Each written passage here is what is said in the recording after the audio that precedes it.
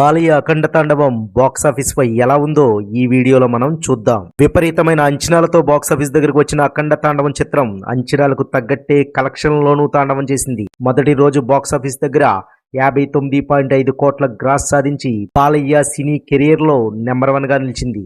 అయితే ఈ కలెక్షన్స్ ఇంకా ఎక్కువ రావాల్సి ఉన్న డిసెంబర్ 5న మూవీ క్యాన్సిల్ అవడంతో సినిమాపై కొంతమేర ప్రభావం పడింది.